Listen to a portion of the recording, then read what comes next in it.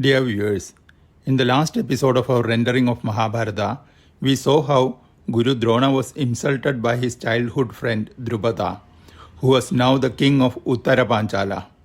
Now let's continue. Narayanam namaskritya naram chaiva narottamam devim saraswatim vyasam tato jayamudirayed harihi Om.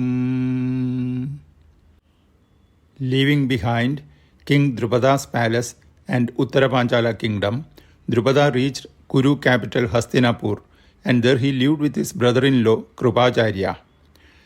Then one day, the princes were playing in a nearby ground, and Drona was also there, watching them from a distance, standing in the shade of a tree. In between, the wooden ball with which they were playing fell into a nearby well. The princess gathered around the well, not knowing how to get it back. Then they looked around and saw that lean and slightly dark-skinned Agnihotri Brahmin. Approaching him, the princess requested him to help them. Drona replied that it is a pity that those Kshatriya princes and the descendants of the great Emperor Bharata do not have the expertise to retrieve that ball in spite of their mastery of Dhanurveda. Coming near the well, he removed his ring from his finger and threw it also into the well, and told them that he will now take out the ball as well as the ring also from the well. In return, Drona asked them to provide him with one-time food. Yudhishthira, the eldest of the princes, respectfully replied that with the permission of their Guru Krupacharya, he can have not just one-time food but food for a lifetime. Drona then empowered a blade of grass with his mantra. When released, it reached the target and pierced the ball like an arrow. Thereafter, he sent blades of grass one after another, connecting them with each other. Finally, when the chain of grass blades came out of the well, strong like an arrow, Drona pulled it out with the ball coming out from the well at the end of it. The princes stood there, dumbstruck with wide open eyes. Then they waited to see his skill in taking out the ring. Drona asked them to get him a bow and an arrow. Drona's arrow pierced the ring, and then carrying it at the arrowhead, took a U-turn and came back to his hands. Those princes then bowed in front of him with great reverence and requested to tell them his name and all his whereabouts. In reply, Drona told them to describe him and his actions to Bhishma. Then those princes went back to the palace immediately, met Bhishma and explained everything to him. On listening to the princess, that wise Bhishma, who knew about everyone and everything in Aryavarta, immediately recognized him as Guru Drona. He also realized that there will be no better Guru for the princess than this Brahmin who is the personification of Dhanurveda. Without waste of time, Bhishma himself went to the playground of the Kurus and then greeted and welcomed Guru Drona with utmost respect. Thereafter, very politely, Bhishma asked him about his life and also about the purpose of his coming to Hastinapur. Drona explained everything about his life to Bhishma and said that even after inheriting Dhanurveda from Lord Sri Parshuram, he was living in utmost poverty.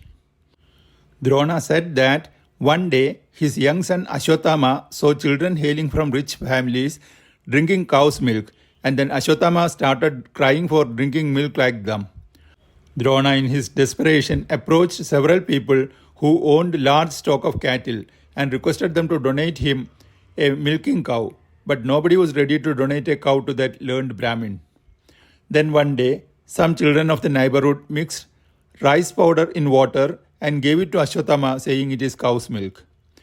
Drinking that white-colored liquid, Ashwatthama danced with joy, saying that now he knew the taste of cow's milk.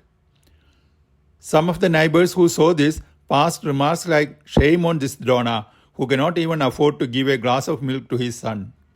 Now Drona told Bhishma about Drupada and their Gurukul days when they lived and studied together with other brahmacharis in Rishi Agnivesha's ashram. Drona was Prince Drupada's closest friend during those long years in Gurukul. Time and again, Drupada would tell Drona that once he becomes the king, the kingdom will belong to both of them and that together they will rule the kingdom. Remembering those days and their friendship, Drona, in his desire to find a solution to his poverty, visited Drupada, now the ruler of the vast and prosperous kingdom of Uttara Panchala.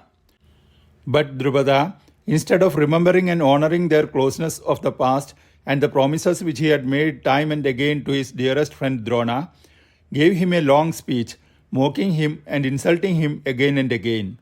At the end, Drupada reminded Drona that a king will have friendship with other kings only and not with commoners like Drona. Guru Drona, with all the divine weapons at his command, could have single-handedly defeated Drupada and his entire army and could have even reduced Drupada's kingdom itself to ashes with the use of his Agneya missile alone. But he thought about it in a different way and decided that time will decide the time when Drupada will reap the fruits of his own karma. Drona told Bhishma that in the depths of his mind that wrath is burning and alive and that he is in search of students and disciples who will one day take up the task and fulfill it for him. Listening to Drona with patience and compassion, Bhishma said like this, "O Brahmin of unparalleled brilliance and expertise, you have come to the right place.